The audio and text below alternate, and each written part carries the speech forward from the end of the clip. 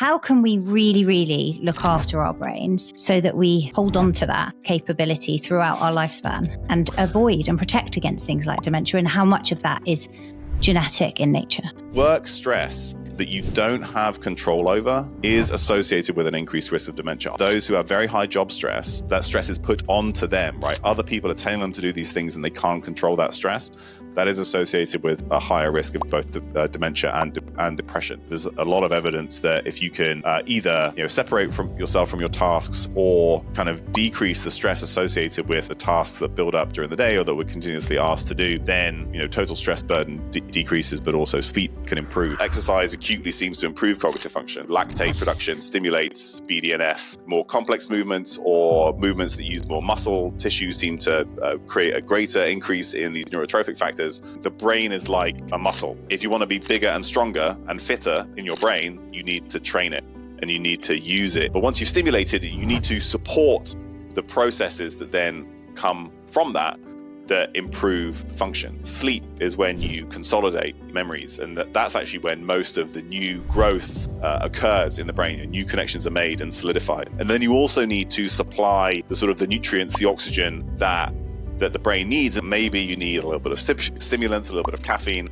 Again, too much and you go down the other side of the curve. Our brains only weigh about 2% of our body weight, but burn 20% or more of the calories we eat. And if we want to perform at the highest level and enjoy our lives to the full, then optimizing our brain health across our lifespan is fundamentally important. It's also an area I'm personally fascinated by, both in terms of how I use my brain to get results and also how I optimize it for enhanced enjoyment, productivity, flow, and creativity. And certain nutrients and also stimulants like caffeine, for example, have a Goldilocks effect in the brain. They can be positive, but if you have too much, you can go down the other side of the curve. So, have you ever wondered how to truly optimize your brain? How do you stimulate it, exercise it, nourish it, and also rest it in a way that powerfully upgrades human performance while also protecting it long-term from degenerative diseases like dementia? If so, and if like me, you're fascinated by human performance and getting the most out of the amazing capabilities we have, then you will love today's conversation with Dr. Tommy Wood. Dr. Tommy is a neuroscientist, performance consultant to world-class athletes, and a self-proclaimed elite-level professional nerd. Dr. Tommy's bio and experience are extremely impressive, with a biochemistry degree from Cambridge and a medical degree from Oxford, as well as a PhD in physiology and neuroscience. He and his team are also doing incredible research across the lifespan, as well as developing easily accessible methods with which to track health, performance, and longevity in both professional athletes and the general population. What I love most about Tommy, and in this interview, is how easy and accessible he makes the information he shares, both to understand and start using. So get ready to upgrade your brain. So I have here with me on the show today, Dr. Tommy Wood. This has been some time coming, actually. I think we've been sort of in discussions for almost 4 years around this. I don't know why it took us so long, but I'm super excited to have you here, Tommy. Welcome to the show. Thanks so much. I'm also really excited to be here with you. So thanks for having me. Yeah, I'm really thrilled. I think let's kick off with a little bit for listeners just about your amazing background. I was going to say, if I read out your bio, I think it'd take me a very long time because you're just so highly qualified and knowledgeable, but also super practical in terms of the way you apply everything you teach. But please just kind of, I guess, introduce, how did you get into building a better brain? Sure. So I actually got into neuroscience fairly late. I almost sort of fell into it after 2 decades of education. I spent the majority of my life as a student, but the kind of the beginning of my background was with biochemistry. I did as an undergraduate, and during that time, I actually spent a couple of summers working in a neuroscience lab. Mainly so that I could be close to home during the summers. My mum didn't want me going off to somewhere else, so I would come home during the summer. So she got me a spot with her mate who ran a neuroscience lab, and I spent a couple of summers there. But never really planned to get into neuroscience. After my undergraduate degree, I went to medical school and then worked as a junior doctor for a couple of years. And then I didn't really know what I wanted to specialize in, so I got an offer to go back and do a PhD in that same lab. And I was going to go back into clinical medicine and be an anaesthetist or something, but eventually sort of got caught by the research bug, and that's what I've ended up dedicating the rest of my career so far to. But while I was doing this sort of formal academic training, I also increasingly was an athlete myself and worked with athletes. That's something that I'm very interested in and still do some work in. I was a rower at university. I was head coach of the medical school boat club when I was there. And then during my PhD and afterwards, I helped found a company that worked with athletes to, help their various aspects of health and performance. Generally, some were elite level, professional, Olympians, world champions in some sports, and some were just, weekend warriors who wanted to keep showing up for their triathlons, for the next decade or so. That was something that they wanted, longevity in their sport. And over time, these sort of two strands of my work have come together. So in the lab now, I run a lab here at the University of Washington in Seattle. We study brain injury in babies. We study traumatic brain injury and concussions. We study cognitive function late in life and cognitive decline and dementia, because that's something that's increasingly of interest to me. So I kind of, in the lab, I look at what affects the function of the brain across the entire lifespan, essentially. But often this is in, animal models or these other sort of preclinical tools, as we call them. And then on the other side, I still work with athletes. I'm really interested in improving health and performance in general. So these two strands have kind of come together, and I now try and think of how do we build practical tools and understand what really helps a brain be healthy and functioning across the entire lifespan. You only get one brain, and lots of things are going to happen to it throughout your life. How do we then make sure that it is as healthy and functioning as possible for as long as possible?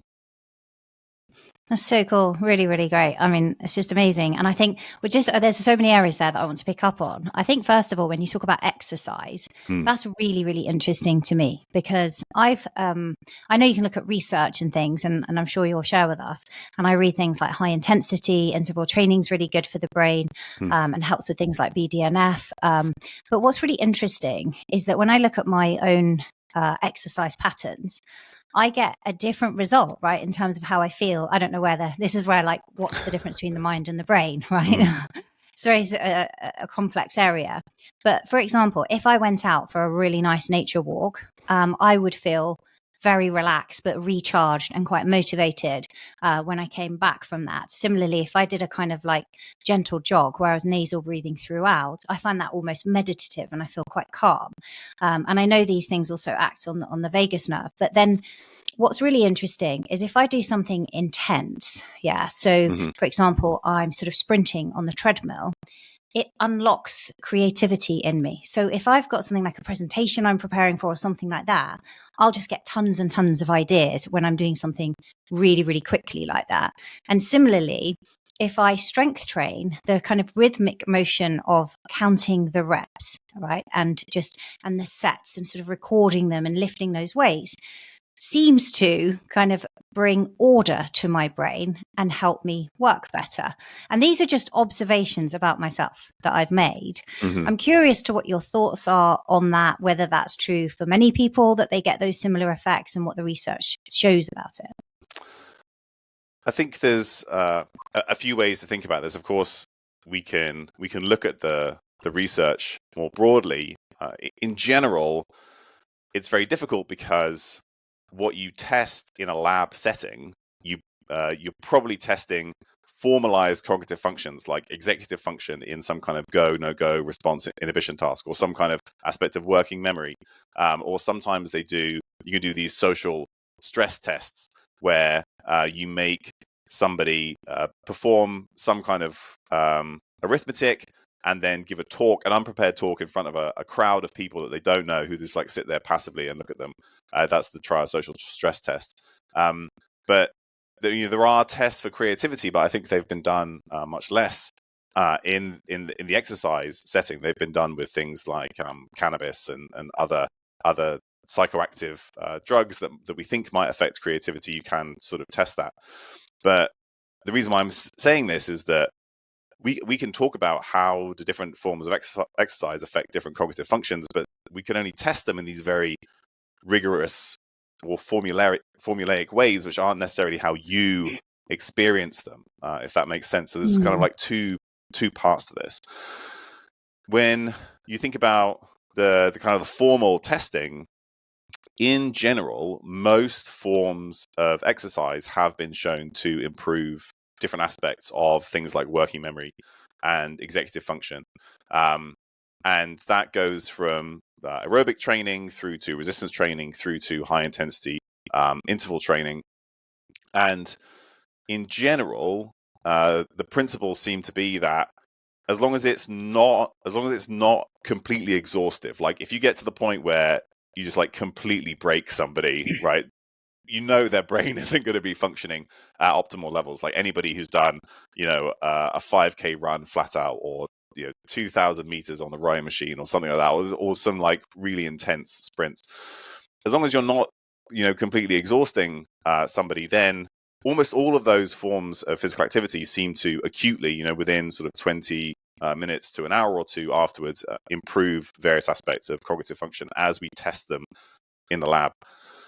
How you experience those types of exercise individually, I think is maybe going to be a little bit more variable. For instance, when I'm in the gym and lifting, that's when I have all my good ideas. So is that like an expression of creativity, or rather than order? I don't know, but that's certainly when my ideas come to me. And I think a lot of it, and a lot of what you expressed, which is one of the benefits of exercise, is that you can't do other things and you can't be distracted generally while you're exercising. Actually, there's some interesting data showing, there was a recent study where they randomized people to look at social media or not in between sets in the gym, and those who were looking at social media actually did fewer reps, right? Because they're distracted.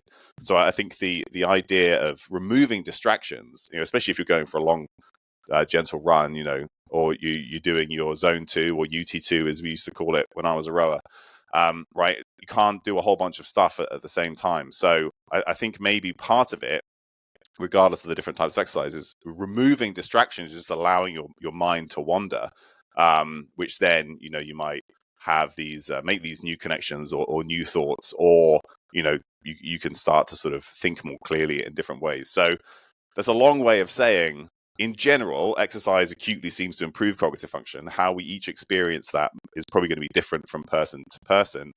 But a lot of the benefit, in addition to the fact that yes, lactate production stimulates BDNF, and so then more complex movements or movements that use more muscle tissue seem to create a greater increase in these neurotrophic factors. We don't know if those are the things that are directly, affecting these functions. We kind of hypothesize that they are. It's difficult to test that really in humans. But I think those two aspects, the ways that you're, physiologically activating these different parts of the brain and the factors that support them, that are produced by the muscles, but then also, the fact that it's probably an opportunity for us to not be continuously bombarded with emails and questions and Instagram and all this kind of stuff that actually allows our mind to wander, and that's probably going to be beneficial as well. Yeah, so kind of two things. And when you look at like the effect of lactate there, so that would be when you're doing higher intensity work, because zone 2 is sub that threshold. Yes. But what about when you're doing like resistance training, then when you're getting to that point of muscle burn? Is that also providing that trigger? Yeah, it absolutely can. Where if you're doing, say, some heavy strength training, you may be doing like 3 to 5 reps or something like that. You're probably not going to be generating too much lactate. But one component of my workouts, which I do more of this when I'm traveling because it doesn't take much kit, I can take it with me. Things like blood flow restriction training. If you're doing blood flow restriction, you can actually generate pretty high levels of lactate, similar to if you were doing some sprint interval training, without having to use heavy loads. But you're doing high reps, you're doing sort of 20, 30 reps at a time, up to sort of 75 to 100 reps on a given exercise with blood flow restriction. So you can get these boosts of lactate with certain types of resistance training, but you're probably not going to be getting that if you're doing sort of very low reps for more of a strength type workout. But if you're doing that sort of like 10 to 12 reps, right, then you probably would be, You're if you were probably going to lifting generate heavy some. enough. Yeah. Yeah, that's really interesting because what I've noticed actually is if I go through a strength phase, I also don't get those mood boosting benefits when I walk out of the gym either. I think half of it's because you're doing so much sitting around waiting for that 2 minutes to pass before you can do the next set. It just doesn't feel like such a good workout, even though it's heavy. What about then when we look at from a kind of human performance perspective? For people who then want to really optimize their productivity in their working day, if they've exercised, they may have had those insights, as you say, the mind's been able to wander, you become more creative. I'll try and capture things, to be honest, as I go in the notes app so I can look back at them later. But is there an optimum time then to kind of sit down to work where you can kind of ride off what's just happened before you sort of lose that motivation or drive or creativity? Yeah, that sort of window, I think an hour or two after, again, most types of exercise, and the reason why I don't want to prescribe it, different types of exercise for different types of cognitive activities is because there is so much variability in terms of how people experience them.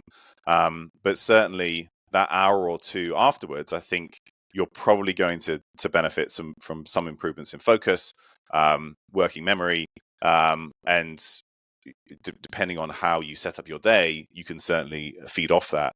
You also see some similar things if you break up the workday with some smaller bouts of movement. So I think exercise snacks can be really beneficial. Just like if it's just 5 minutes to get up and move around in the middle of the day, there's certainly increasing evidence that again, middle of the day, lunchtime, if you can get up and move, even if it's just to go outside for a walk, that then brings you refreshed back to your work in the early afternoon. And it doesn't need to be intense exercise. Part of it is just sort of separating yourself from the stresses and the multitasking and the task switching that comes from the kind of work that we do. So there is the direct benefit of the exercise itself, and I think you have a couple of hours window afterwards where you'll probably get some more direct benefit in terms of productivity or focus. But then there's also the benefits of lower levels of activity throughout the day, again, to kind of both break up the workday, but sort of allow you to get some distance from the work and then come back to it cognitively refreshed. Interesting. And how would that compare? I mean, I'm a big fan of movement, and I think for blood flow reasons, right, we want to move throughout the day as well. But how would that compare? I know Andrew Huberman talks a lot about the benefits of NSDR as a kind of pick me up at that sort of 1:32 postprandial time.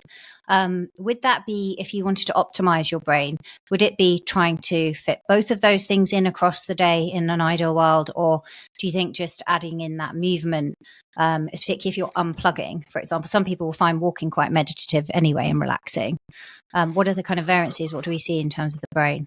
Yeah, I don't think anybody's directly compared them in that sense, but you're right that, so say if you go for a walk outside, and what one of the things you're doing, if you're not staring at your phone or trying to listen to a podcast some at the same time, if you are actually unplugging, as you say, then you're shifting your field of focus, which we know also shifts attentional resources, but changes the autonomic nervous system. So you change from this, what we call foveating, which is this direct, focused attention, which in some ways can be more sort of arousing, more activation of the sympathetic nervous system, right? When you're directing your focus on something, you are telling your brain this is important. And generally when this is important, to your brain, that's when you're activating catecholamines, sympathetic nervous system, stuff like that.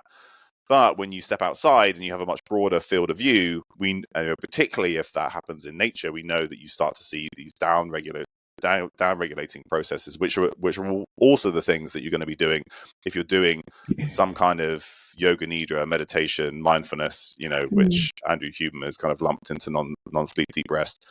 And I think both of these can be beneficial. I'm not sure you necessarily need to do both. It's more of a, what do you have capacity to do? What are you interested in? What makes you feel personally refreshed? There are some nice studies that look at breathing practices or meditation practices after, say, learning task. And again, this is sort of in the formalized lab setting, but we know that most consolidation of memories happens when we sleep. But you do seem to get some consolidation and learning if you have some period of either rhythmic breathing or meditation that happens after the learning. So you can kind of get some of that consolidation that happens because you've relaxed and you've allowed that side of the nervous system to take over, and then that's when consolidation in the brain occurs. So I think if you're trying to learn a skill, memorize some facts, you're trying to put something in the brain that you want stored for later, then that's when I think both can probably be beneficial. What you may need to do is just down regulate, because that's when the brain really goes into consolidation mode. But there's more evidence for things like non-sleep deep rest in that setting.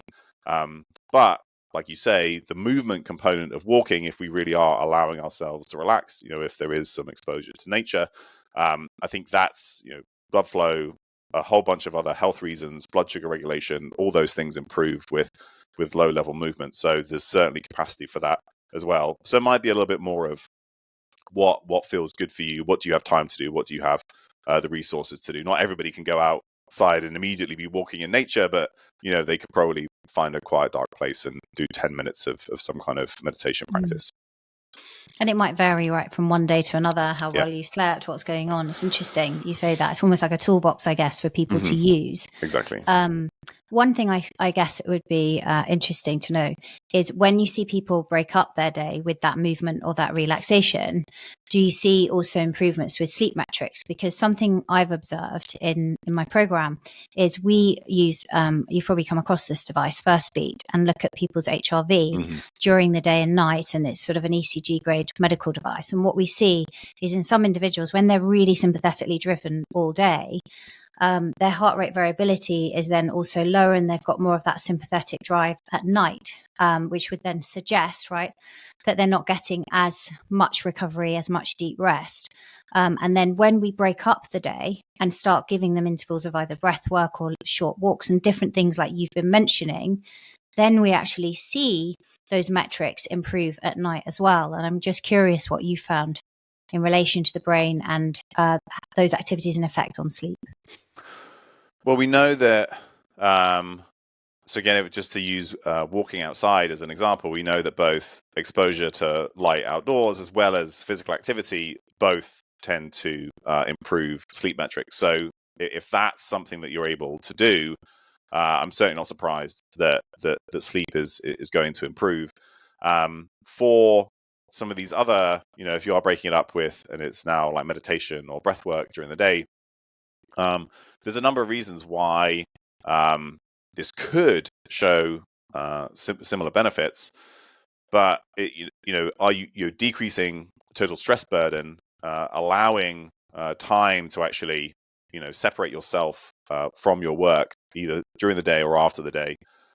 We know there's a lot of evidence that if you can either separate from yourself from your tasks, or kind of decrease the stress associated with the tasks that build up during the day or that we're continuously asked to do, then total stress burden decreases, but also sleep can improve. And that's where the evidence for like journaling before bed, writing down your to-do list, kind of creating some separation there, so that you that's not what you're thinking about while you're trying to get to sleep. I think all of that can kind of play a similar role, right? We have to create some buffer and some down regulation before sleep, and separate ourselves from those stresses that we're having during the day. And each of those things, if we can do that bit by bit or at the end of the workday, I think that is certainly going to translate into improved sleep metrics overall. Interesting. And I do want to talk about longevity in a moment, but and brain health. But when we look at from a performance perspective, again, is there sort of a limit? Like often we'll see when we're engaging in something, right, and we're trying to maintain focus, you can train it, but there's almost like a bell curve, sorry. And then you can't focus, or you're not working as efficiently. And this is, I think, like a really difficult thing, isn't it? I know that in my days as a corporate lawyer, we just had to work on and on and on. And we probably were getting way less efficient after 3 days of no sleep. Yeah. But it was just like persistence that got us there. When we're looking at work, I'm sort of curious as to what the findings are in relation to how long we can actually be really productive, and whether there is an optimal working day, if you like. You know, you read books like The 4-Hour Workweek by Tim Ferriss, and you know, it's just interesting. Is obviously most people's jobs have been predicated on 8 hours, or they don't really work that long. It's often 10. How long can we actually be really truly productive? I think there's a few different ways to think about this. One measure that I really like is the cognitive gears, which is something that a former colleague of mine, James Hewitt, has kind of popularized, thinking about what are the different, he sort of puts us into 3 main brain states or cognitive gears, and actually relates them to exercise. And I think a lot of what we do with our brains and what we can do to improve our cognitive function actually maps really nicely onto how exercise works and how we approach exercise. And that's something that people can understand slightly better, because we know that if we do exercise in a certain way, we'll get a certain response, be that physically, physiologically, right? We can feel those changes, whereas sometimes it's a little bit more difficult with the brain. But he describes 3 cognitive gears. So high gear is that kind of focused, deep work. And depending on the type of work you're doing, that may be, sort of actual focus, or you could potentially transition into a state of flow. And again, that's very dependent on the type of work that you're trying to do. Then there's the low gear, which is this sort of rest and relaxation that we talked about. And it could be meditation. It could be just time when we're not working and when we're just allowing our brain to, have a free association of ideas and down-regulate. And then there's the middle gear, which is when we're constantly bombarded with inputs, we're task switching, we're multitasking. That middle gear is very stressful, and it is when we aren't optimally using our cognitive resources, but we're creating a very high physiological demand. If you think about this in terms of exercise, there's this large body of research to kind of promote something like what they call a polarized training model, which is that, so this is particularly for endurance exercise, but if you want to be a better endurance exerciser, you want to be a better cyclist, cross-country skier, rower, or just live longer with an improved like VO2 max, the majority of your work should be zone 2-ish, right? Low level aerobic work that you continue for long periods of time. That's your low cognitive gear. That's what you should probably spend most of your time doing with your brain, which is not very much. And then you have the high gear, which is your zone 5, high intensity interval training. This should make up a part of your training program, but you can only do it for a relatively small amount, maybe like 10 to 20% of your training max, right? Because it's very hard work, but you're driving significant adaptation. The middle gear, both cognitively and in terms of exercise, this is when you're getting the minimum bang for your buck. It's very physiologically stressful, but you're not driving specific adaptations. So most people, when they exercise, say that they're running, they just go out and run as hard as they can for an hour. Or, they're like at lactate threshold, just pushing as hard as they can for as long as they can.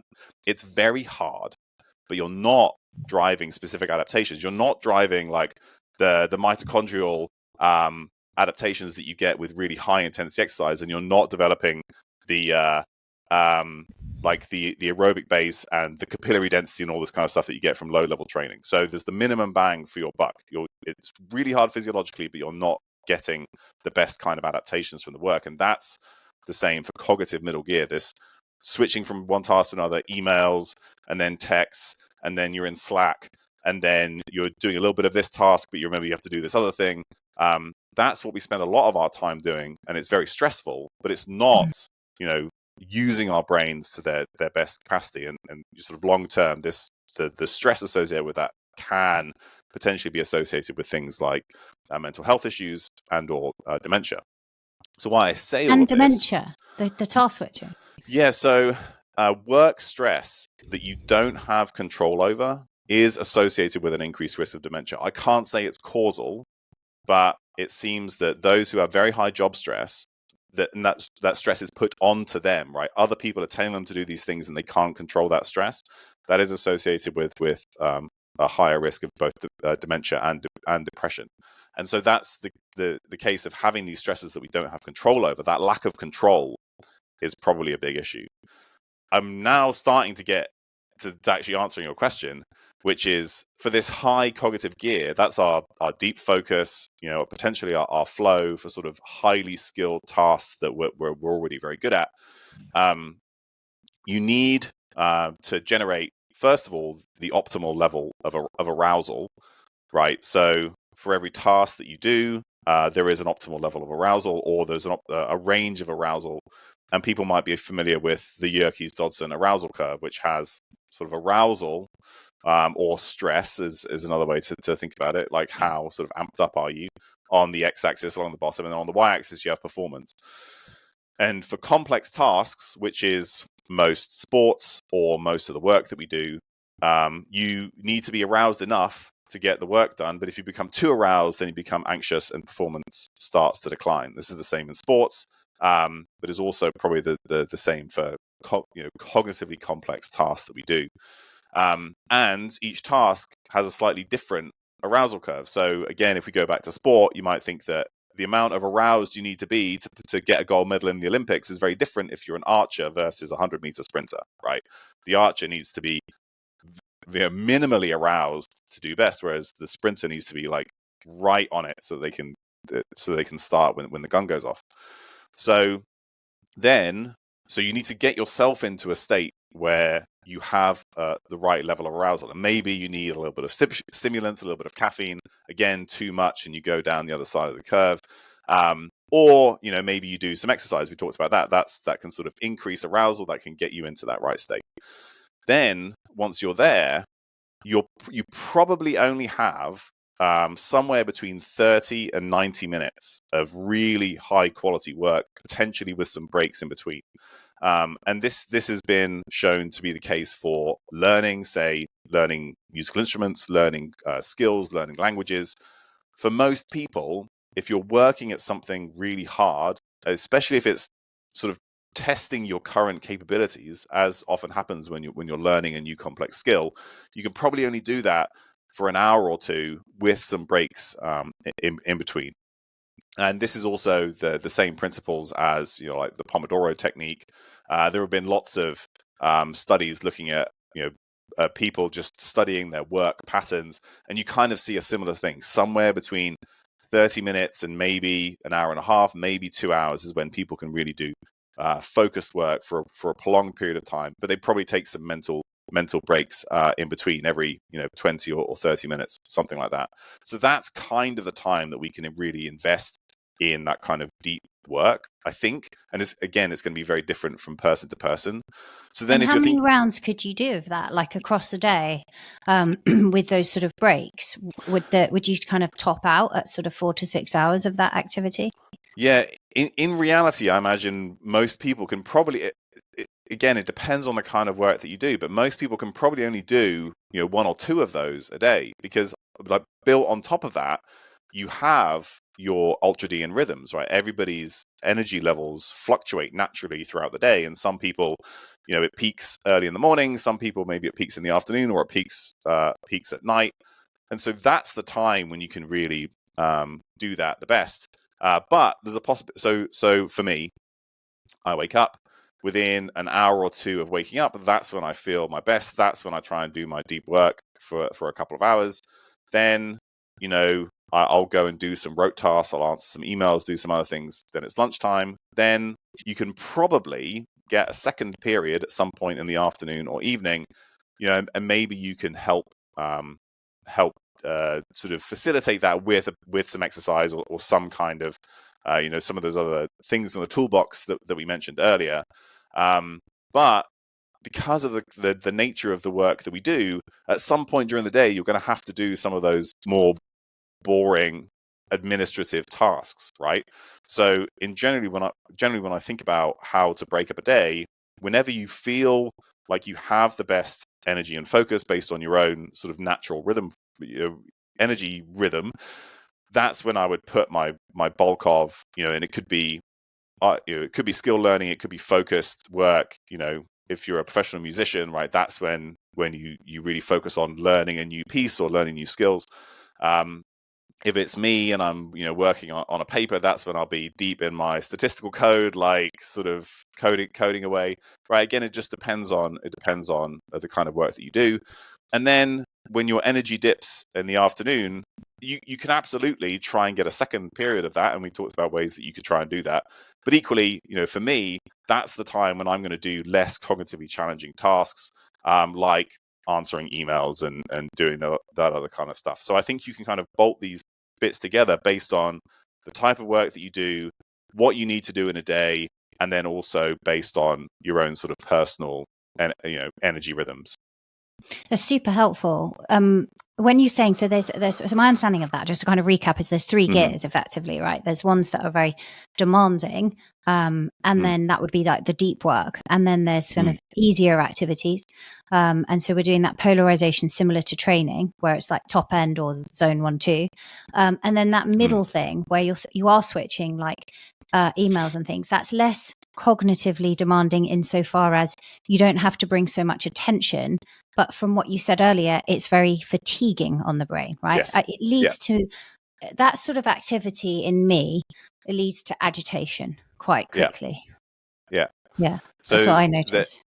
And there's another way of thinking about this. People can look up Gloria Mark's four quadrant model, which is basically sort of challenge and engagement. And those kinds of tasks, they're challenging because you have a lot of stuff happening at the same time, but you're not very engaged because they're not very interesting. And that friction creates stress, particularly if sort of the burden is high. So the ideal scenario is that you minimize periods that you're task switching. So even if you are doing emails, right, they have a lower cognitive burden, but you try and just focus on your emails, and not all the other things that maybe you have to try and do at the same time. So still kind of chunking these bits of work. Sometimes we do have to task switch and multitask, but the less that we can do that, if we can chunk our work based on how cognitively demanding it is relative to our energy levels, then we can still minimize task switching if possible, although it's not always possible. But it's that kind of the constant attention switching, which then also decreases the amount of total time we have to work on stuff, because it always takes a long period of time to get into a certain piece of work after you return to it. I will say, if anybody's interested in this, then Gloria Mark's book Attention Span, which came out recently, is very, very good. And we also have to recognize that different people need to structure things in different ways. So an example that she gives in the book is based on emails. So for some people, chunking their emails so you only check them once or twice a day, and when you check them, you just focus on emails, that works just fine. And it decreases total stress, decreases task switching and multitasking.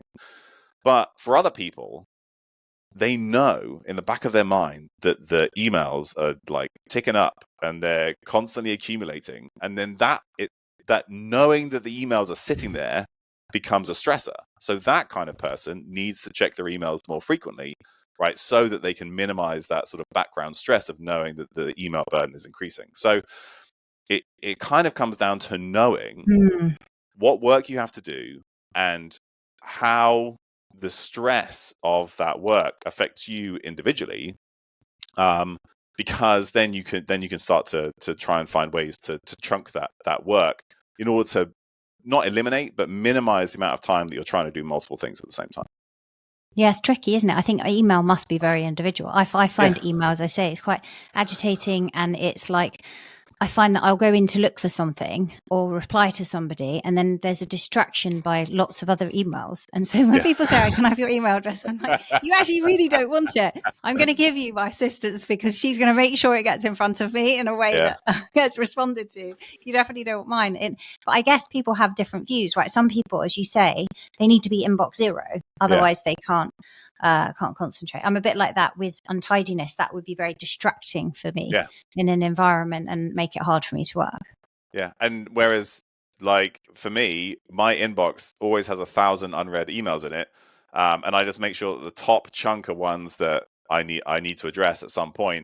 But the accumulation of emails, doesn't bother me, but I know it bothers other people. Like, my wife is inbox zero as much as it can be all the time.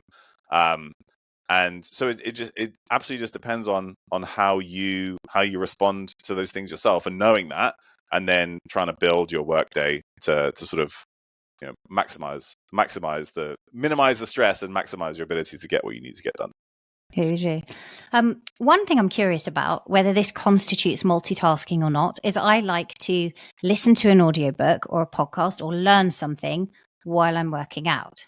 Is that considered multitasking? I would say yes. And why?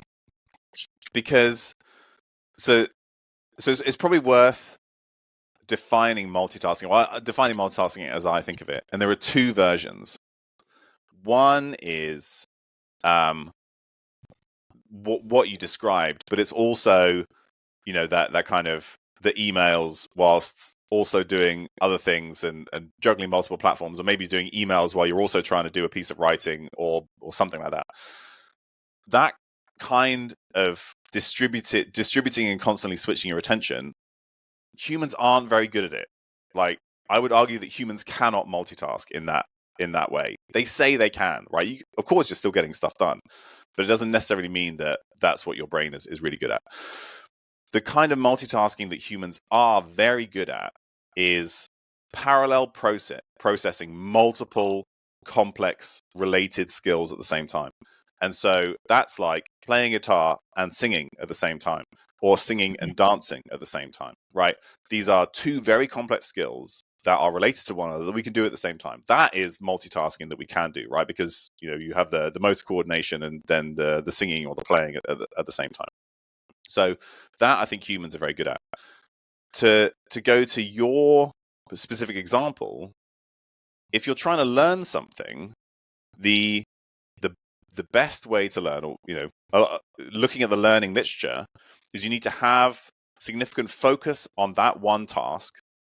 You need to be working at the edges of your current capabilities, and you need to make errors, and you need to be able to identify those errors so that you can then improve based on that. Like, the sort of the error-induced learning and the friction and the quote-unquote stress that comes from making errors is actually what drives a lot of learning in the brain. This is skill learning or memorization. So you mentioned, if you're like listening to an audiobook or podcast, what I would say is that, yes, you will absorb a lot of that information, but there's a possibility that some of the information won't go in because you're not focused purely on learning the information. And at the same time, you're distracted from your lifting. And there are, like I said, some studies that if you're distracted, you lift less. So I know a lot of people like to do this, and I'm not saying that you shouldn't do it. I'm just saying that if you were trying to optimize both, you might consider doing them separately. But that doesn't mean you have to, of course, because you may be getting enough from your podcast and from your lifting by doing them at the same time, and that's great. But I, for one, I absolutely cannot listen to audiobooks or podcasts in the gym. I listen to very repetitive EDM and drum and bass because that gets my mind in that sort of, right. It helps me sort of dissociate from all these other complex thoughts that might otherwise distract me from my lifting. So again, it's very personal, but I think if you were trying to optimize those processes, you might consider doing them separately. Yeah, I mean, it does lead to a longer workout sometimes, because what happens is, if I'm listening to something and it's a complex area I'm trying to understand, and I want to make sure I lift a heavy weight really properly, right, and get that muscle under tension, I will have to pause the audio in order to do that. And then similarly, if I hear something that sparks interest that I want to dig deeper on, I'm conscious that if I then try and look it up, I'm going to destroy the workout. So I have to stop, put it into the notes app to look at later, which is making it longer. So yeah, I can see that. What about if it was a repetitive movement that requires no thought, right? So walking or driving and listening, is that multitasking? I think that's okay, because again, at that point, say walking or driving, that process at this point is fully automatic, right? It doesn't require your attention. So yes, in that setting, I think you're much more likely to be able to do both successfully at the same time. Interesting. Okay. And what about, as well, just before we sort of move on to the sort of dementia side of things and longevity, is there any benefit then? It sounds like if you've only really got a certain amount of time that you can go deep on something, it would appear then that picking days and saying, this is just going to be my creativity day where I write articles and things, or I film videos, and now this is a podcast day. Like, I tried to do that at one point, and what I found was I could never give the guest as much attention in the second. Maybe I could do 2 podcasts, but by the third podcast, I definitely wasn't going to be able to. So we dispensed with that quite quickly, and I was like, we can't do this, Vanessa, with my assistant, because I'm not being able to give like the listeners, the guests, and everything the attention I want. So is it better actually to break up your day, as you say, and sort of do an hour or 2 really deep work in the morning and then move on to other activities?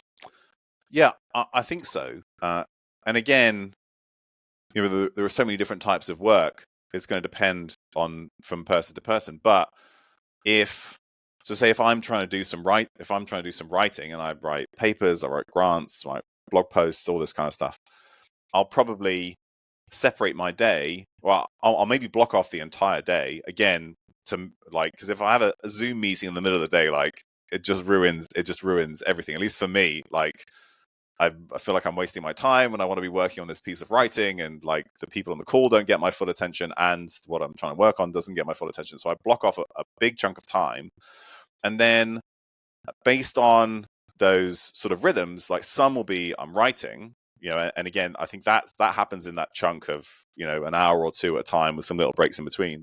And then I'll switch over to research, and I'll go and I'll read papers and these other things, and then I'll go back to the writing. So it just sort of depends on what you're trying to get done, but chunking off periods of time for specific tasks, I think, is really important. If you have the control over your diary to do that, I think that is one of the most important things that you can do in order to work around those different levels of cognitive gears and get the work done. I also find, like, I don't know if you found this, that mindless activities that you do, as you say, like, sort of regularly, also provide a cognitive break. So before we recorded this episode, I'd actually done quite a lot of work, because we were at the end of the day. And then I'd had my children are still on school holidays. So I was doing things with them. I was driving, I was in traffic, and I had about sort of 25 minutes. And actually in that 25 minutes, the best thing I could do was to do things that were really repetitive and didn't require any cognitive thinking. So I'm talking about really mundane jobs, like putting the last few bits in the dishwasher and sticking it on, putting a load of washing in the machine. And it gave me the break, and I could think about what I wanted to be talking about. And it's weird, that just recharged me, just mundane activities. I don't think that's too different from going for a walk, some formal meditation, right? Especially if you're not trying to listen to a podcast or do a work call at the same time, right? You're truly just doing some kind of repetitive activity. And you're right, like household chores are great for that. Every day, like the thing that gives me separation in my day, right, is I have my work, and then I train, and then I cook dinner. And for me, in general, that's a relatively minor, mindless task, but it's an hour where all I'm doing is cooking, and it gives that same sort of break. And it doesn't have to be those things, right? But I think that And all of those things we've talked about just now, that's your low cognitive gear, right? And your brain just needs a lot of time during the day to have that, and to like just wonder and not have to be really focusing on thinking about things, or being exposed to endless information or requests from multiple areas. So I think all of that is great, as and when you can build it in. And leading in sort of from there, that's super helpful into like protecting the brain. One area is sleep.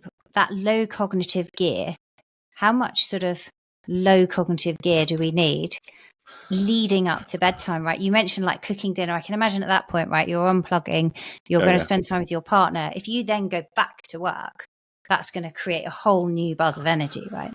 Yeah, there is this, and I'm sure most people will have experienced it, that in that kind of hour or two before sleep, you almost get this little second wind of energy, and a lot of people then go back and work during that period.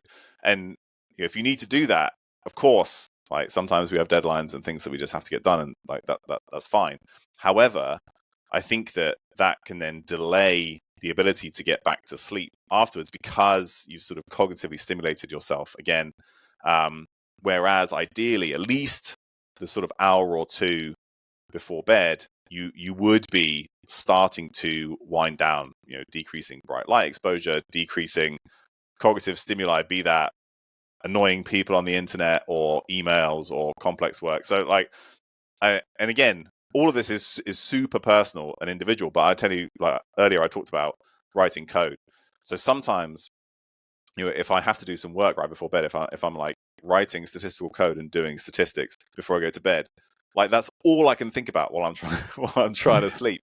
And I think again, because you've amped yourself up again and you've gotten your brain going, it just takes longer to then wind down and get into sleep. So if you can, create that sort of hour or two runway before bed, and where you start to downregulate and switch off, and do mindless tasks or whatever it is you do, just to kind of prepare yourself. Awesome. It's really helpful. Thank you. So looking now at the overall health of the brain and longevity, what's important? Like, how can we protect? I was listening to you on Dr. Rangan Chatterjee's show, and you were saying that there is inevitability of decline, but we can protect against much of it. I was listening going, I hate that word decline. Like, no one ever wants to think, right, that they are, but you can notice things. And I notice even, and part of this, everyone will go, oh, then each generation, right, of parents will say that the next generation is just so much better technologically than the previous one. But you notice things, right? Your kids are like super fast at the things they do. Yeah. How can we really, really look after our brains so that we hold on to that capability throughout our lifespan and avoid and protect against things like dementia? And how much of that is genetic in nature? So I think there's like 12 questions in there, and I'll try and cover all of them. That when I think about preserving, well, first of all, increasing cognitive function and then preserving cognitive function throughout the lifespan. Over the past few years, I've been working on this model with a colleague of mine, Dr. Josh Turknett, who we have a podcast together, the Better Brain Fitness podcast. We've written some papers together. We're writing more papers together. And the model that we've put together is called what we call the demand model of cognitive function, which in its simplest form is basically like saying the brain is like a muscle. And if you want to be bigger and stronger and fitter in your brain, you need to train it, and you need to use it in a way that stimulates it, which goes back to a lot of things that we've already talked about. Once you've stimulated it, and I'll give more detail, but once you've stimulated it, you need to support the processes that then come from that improve function. So like we already said, sleep is when you consolidate memories, and that's actually when most of the new growth occurs in the brain, and new connections are made and solidified, is during sleep. So you're supporting the process downstream of stimulating the brain. And then you also need to supply the sort of the nutrients, the oxygen that the brain needs in order to make new connections, make new neurons, new cells, new membranes, things like that. So those are the three categories that I think of demand, support, and supply. So within each of those, like the most important thing I think is cognitive demand. How are we using our brains, right? You can have the perfect sleep schedule and eat the perfect amount of protein and the perfect diet, but if you don't lift weights, you're not going to get bigger, stronger muscles. That's just you need to create that stimulus, right? And the brain is the same. If you look at the trajectory of cognitive function across the population, cognitive function tends to increase while we're in formal education and peaks in our 20s and 30s up until the point where we stop being learners as a job. After that, the decline starts again on average in the population. And so as a researcher and and all that you're doing, you're extending that over a very much longer period, presumably? I assume so. Yeah. Right. I do assume so. And so what we tell ourselves, and the story that's out there that is just plain wrong, but the story that we're told is that once you get into your 30s and beyond, there is this inevitable decline in cognitive function. And it's right. You were right. We cannot yet stop the aging process entirely, right? That it's not possible. And with aging comes some decline in function. But it's like, to sort of compare the two, you could say, yes, as I get older, I'm going to slowly get weaker over time. But some people will say, well, I'm getting weaker, so I'm just going to stop going to the gym. Right. And it's actually the stopping going to the gym that accelerates the decline rather than just accepting that you're going to get some decline over time. Right. If that makes sense. So there are studies across the entire lifespan that show that if you start a new skill and you start demanding more of your brain, you improve cognitive function across multiple domains like working memory, executive function, things like that. Even late into life, people in their 70s and 80s can improve function if they create new stimulus in the brain. So the way that I think about it is that the majority of the decline that we see is not because we're aging and there's nothing we can do about it. It's because we just stop using our brains to do challenging things, right? And being like answering emails and being stressed, it feels challenging, but that's not what I mean in terms of challenge. I mean the kind of learning new skills, really demanding the brain adapts and improves in order to improve function. So in general, the decline that we see, I think, is because we just stop using our brains. Everything that we do just becomes rote, right? We go to work and we just do the same thing again and again and again and again, and we're no longer stimulating the tissue that is our brain. It's like going to the gym and doing exactly the same workout without changing the reps, without changing the sets, without changing the intensity for years on end. And of course, right, you're not going to get a stimulus from that anymore because it's not challenging the muscles, just like we're not challenging our brains. So the primary driver, I think, of cognitive function is how we're using our brains. And we see across the literature that the more you use it early in life, the higher your peak of cognitive function. And the more you use it late in life, the slower the decline. So we have a huge amount of capacity to intervene there. And then on top of that, you do need those other aspects, right? So we need good nutrient status, we need good cardiovascular status so that we can get blood and oxygen and energetic metabolites to the brain. And we need to sleep to allow these processes to occur.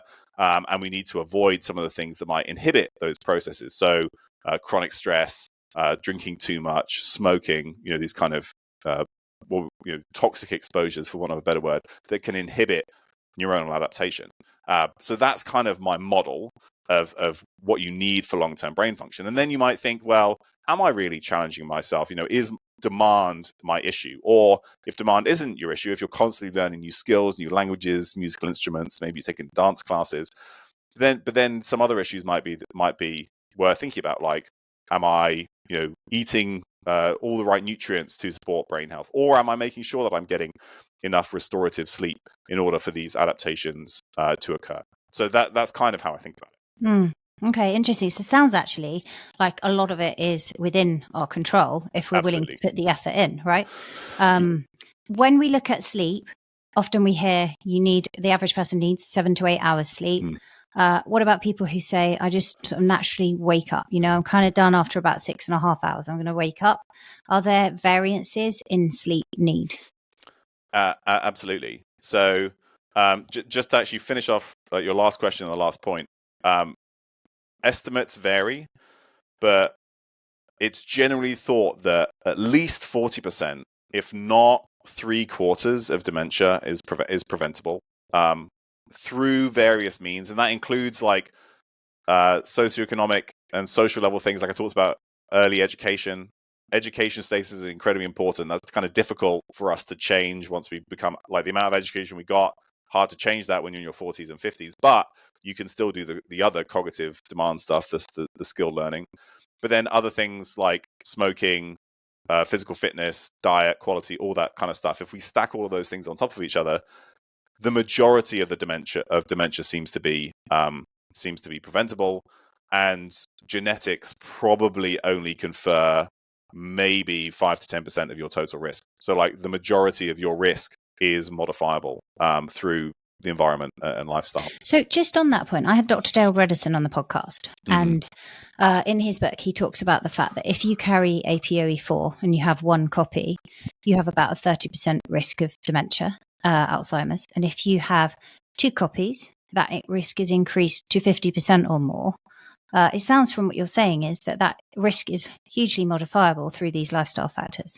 Yeah. So I think that those estimates are higher than certainly what I would think for a number of reasons. So in general, the other way that we can think about it is how does your risk what's your fold increase compared to somebody who doesn't have those? So then if you have one copy, it's something like 2 to 6 fold, and if you have two copies, it's somewhere between maybe like 5 and 6 and 15 or 20 fold, which feels like a lot, but we know that the majority of people who get dementia or Alzheimer's disease don't have ApoE4, and probably the majority of people who have ApoE4 don't get dementia.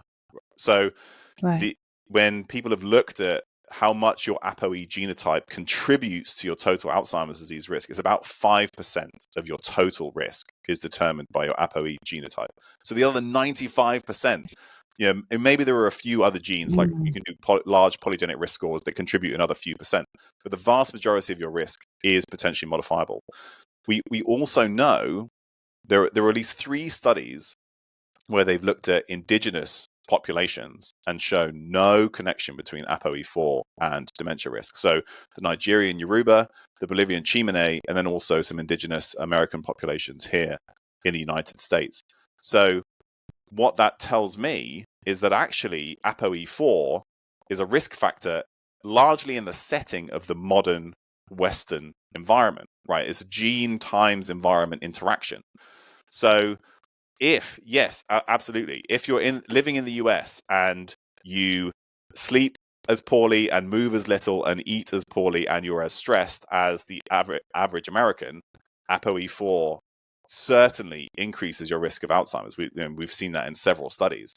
But if you were able to modify those risk factors, I think the vast majority of that elevated risk should disappear, because we know there are populations around the world with different genetic and ancestral backgrounds that show no effect of ApoE4 on dementia risk. So there has to be some element of gene environment interaction, even with ApoE4.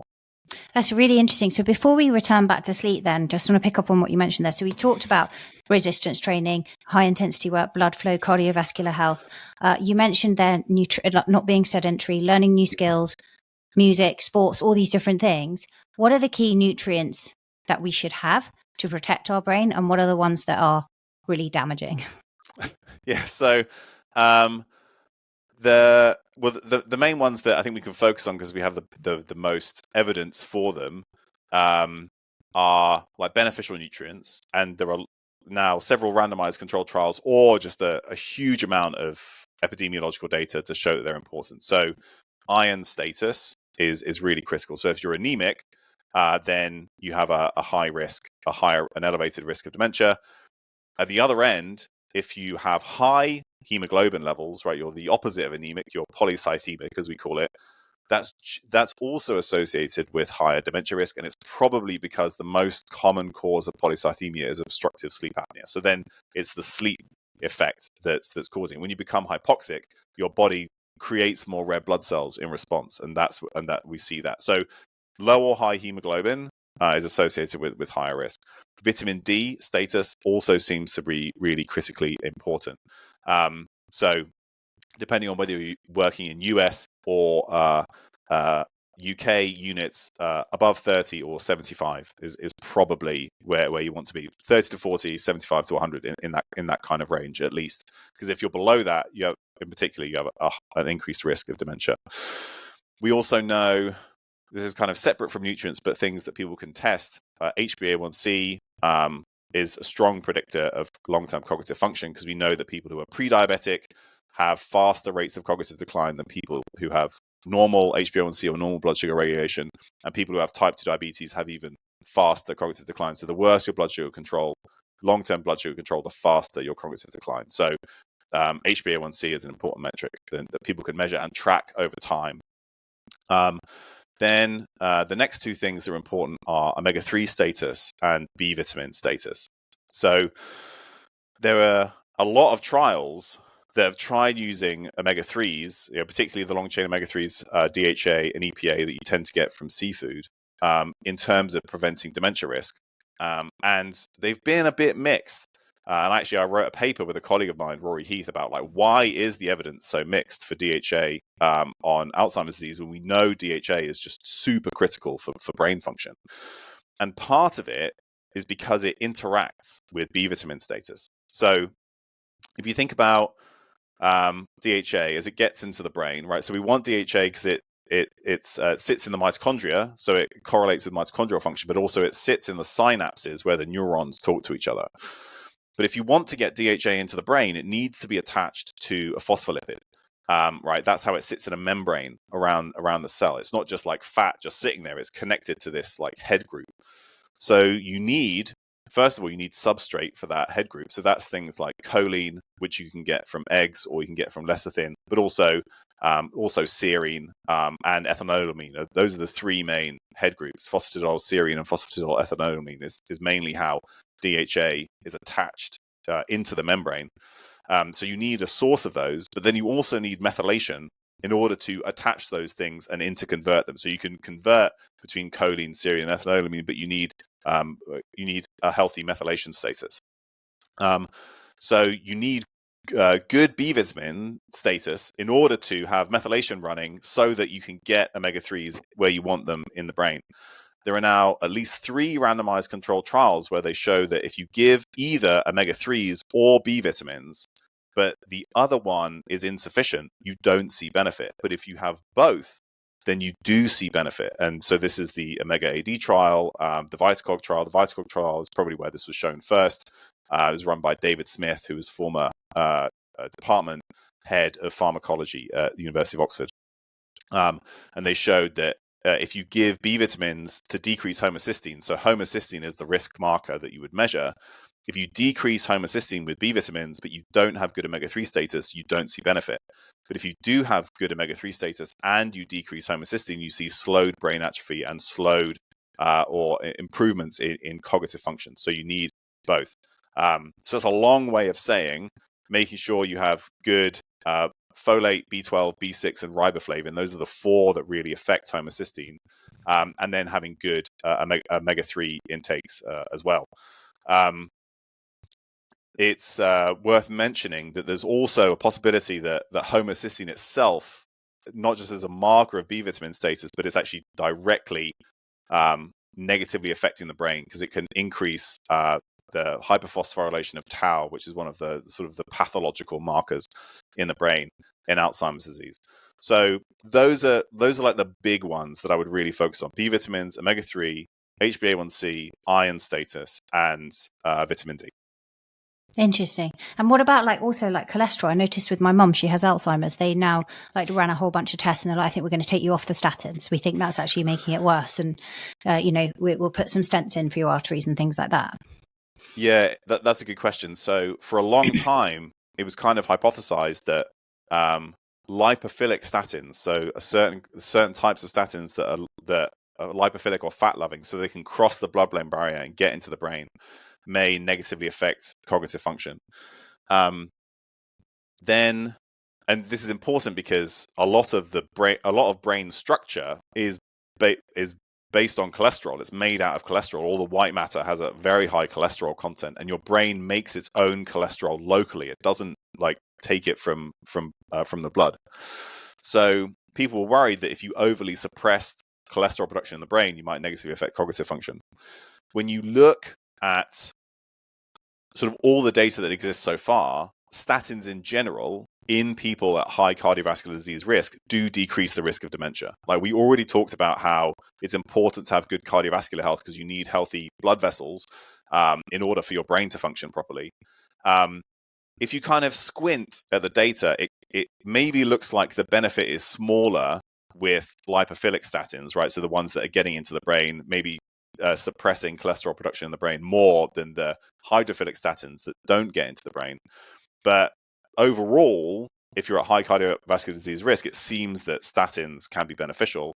But I do think there's still a possibility that if you massively suppress cholesterol production in the brain with a lipophilic statin or by some other way, you could negatively impact cognitive function. So it's less of a problem than people thought it might be, but I think it certainly could be an issue in some people. And some people, when they take statins, right, they subjectively say that it feels like it's affecting their cognitive function. You know how that's happening or what it's doing, is up for debate. And it could be, say, CoQ10 deficiency because statins also inhibit the production of Q10. So maybe supplementing with Q10 is a good idea in that kind of setting as well. So lots of different things going on. Not as big a risk as people thought it might be, but certainly a possibility. Interesting. Okay, so we'll do the final question on sleep then. So just to round up, as I understand it, is we need to be the same things are going to make us productive. Interestingly, this is what I always find: the same things improve performance over the long term, that also enhance longevity, right? And this is true when we look at the brain, because if we're having the right nutrients, we concentrate better. If we're managing stress, as you were saying, and not feeling out of control with our stress and getting agitated and all those things, we perform better, but we're also protecting our brain. If we're learning new skills, if we're switching gears, as you say, that polarization, and we've got good nutrient status, and we're forever learning. So the last thing really here is sleep, right? And this is where I find, like, when I've looked at people's DNA tests and things, I see variances that seem to show that some people have a greater sleep need, and it isn't uniform. Just like some people naturally are more productive in the morning and wake up earlier, and other people are, want to work on late in the evening and find they do their best work. There seems to be variances. Are there variances in sleep drive and need? Obviously, if you're working out loads, right, and you're athlete, you're just going to need more sleep. But just, within general population. Yeah, absolutely. I will say that, right, so chronotypes are a thing, right? Different people feel sleepy at different times of day and feel productive at different times of day. And that kind of goes to what we were talking about earlier. At least some of it seems to be genetic. Some of it, and I would argue that probably a lot of it is environmentally driven, which is that how you are affected by light and, the modern environment probably affects a lot of what your personal chronotype is. And I say that because there are some studies where you take people outside of the modern environment, you make them go camping, and the people who are night owls become, like, their circadian rhythm shifts to look more like people who are morning larks, right? You become better timed with the sun. So it's not that you're like a fixed person who is a night owl who works late at night. I think some of it is a response to the way we're stimulating ourselves in the modern environment. I'm not saying it's a bad thing. I'm just saying that a lot of chronotype is probably driven by the environment. So with that said, yes, there are huge variances in sleep need. And there is some very nice data to show that if you stimulate the brain or the areas of the brain that get used during the day, those are the areas of the brain that then have more slow wave deep sleep during the night. So the way your brain is used directly correlates to sleep need, which maybe isn't surprising, but it's just like that's certainly something that we've seen in the literature. So you could say that if you're not, really challenging your brain, it's possible that your sleep need decreases because you haven't built up that same kind of drive for that restorative sleep, which is when that adaptation occurs, like we talked about. But then if you look across sort of all the literature, and you're averaging across, hundreds of thousands of people when they do these big meta-analyses, the risk of dementia and actually the risk of mortality in general only really seems to increase once you get consistently below about 6 hours of sleep a night. So that doesn't mean that if you're sleeping 6 hours, you're going to be performing at your absolute best. But the risk only really seems to sort of significantly, quote unquote, statistically significantly increase once you're getting below 6 hours of sleep regularly. So then within that kind of 6 to 9 hour window, probably, if you are you have a low sleep latency where you're able to easily get to sleep, you generally stay asleep, right? So you have reasonable sleep quality, and you wake up feeling refreshed, and you are not overly tired during the day, you are probably sleeping enough for you. And whether that's 6.5 hours or whether it's 8.5 hours. And I think that, as with many things, and I could say the same for HRV and blood sugar with CGMs, I feel like we are almost overemphasizing the importance of what is quote unquote perfect or ideal onto people. And I think that creates a stressor in itself, right? If you wake up every day feeling amazing and you feel amazing all day, but you sleep 6.5 hours a night, having everybody tell you that you have to be sleeping 8 hours for your optimal brain function, that is only bad for you, because then you're constantly thinking, well, what's wrong? Yeah, it's stressful. What's wrong with me? Stressful when people have said it to me, because I won't. Yeah. And even when I was really unwell with a chest infection recently, I'm just not going to sleep longer. I will max out at 7, and sometimes I don't need that. It's like 6 hours, 20 minutes or something. And so again, and do you know what? My wife is the same. That's the amount that she sleeps, and do you know what? She does great and performs at a very high level, all day. Whereas if I don't consistently get 8 hours, I'm grumpy and like nothing works properly. So you just know, like, different people need different amounts of sleep. And I think we've gotten to a point where we're so focused on the quote unquote optimal, we are negatively impacting people's health and well-being by telling them there's something wrong with you because you're not doing what I think is optimal. And sleep is one thing, but I think it also translates to a bunch of other metrics as well. I'm so glad you called that out, because I think people do worry. I think one residual worry I sort of have in the back of my mind is, when we go so far out of our chronotype, is that in itself damaging, right? So, and I think that can happen to people in multiple ways, right? So, for example, with me, I'm just really productive in the morning, and if I sit down, I'll fall asleep by 9 p.m. But I've got teenage sons, and they don't want to go to bed at 9 o'clock. So I'm staying up later. And I noticed that when I was practicing as a lawyer with lawyers, it doesn't matter how early you get into the office. I think same in New York and London. Nothing's really going to happen before 9:30, 10. So if you think you can get in early, get done and get home, it's not going to be the case. And so I was always against my chronotype. And so I found that really, really hard, because I will naturally fall asleep early and wake up about 4:30, 5. Is there any risk to the brain if there's a number of years, for whatever reason, it could be teenagers, that you're doing this? So, to be honest, I don't think so. Okay. I think where a lot of the problem comes is how we think about it, is the nocebo effect of thinking that it's having a negative effect, if that makes sense. So if you are, like, regardless of everything else that's happening, if you are still managing to get enough sleep for you, right, even if you're going to bed later than you want, but you still, you're getting your 6.5 hours and you feel refreshed during the day, you feel good, even if that's not what you would ideally do, I think that's just fine. And one of the issues that I have with this optimization culture is that we create this idea that says if we're not optimized, we are actively doing ourselves harm. But I think the harm that we're doing is by telling ourselves that we're doing harm. We're not doing enough. It's not good enough, which actually activates the sympathetic nervous system. It changes immune function, right? It contributes to this. It's a chronic social stressor, which contributes to a lot of chronic disease. This sort of like negative, I'm not doing enough, I'm not good enough. And what it does is it creates this learned frailty, right? We're telling ourselves everything has to be optimal for me to be able to function properly. And so then when everything isn't optimal, we then create this idea that we won't function, and we function less well because of that, rather than because of the situation. So there's a concrete example, which is a very nice study done by Steve Lockley and Ellen Langer at Harvard. You may have heard of it, where they had people in the lab and they had them sleep either for 5 hours or for 8 hours, But one of the things that Ellen Langer is really good at is she manipulates clock time, and she sees how that affects people's physiology as well as their sort of cognitive function. And what they saw was that if you slept for 5 hours, but they told you, but the clock moved 8 hours during those 5 hours, so you thought you slept for 8 hours, you performed cognitively just fine. But if you slept for 8 hours and the clock only moved 5 hours, so you thought that you slept for 5, you cognitively performed worse. They felt more tired and they had a slower reaction time because they thought they hadn't slept enough, regardless of how much they'd actually slept. And we've seen this. There's a whole bunch of literature. They've done this with genetics, where you randomize people to tell them that they have poor genetics and they perform worse or differently, even though it wasn't true, right? So you're thinking this effect rather than actually it being a real effect.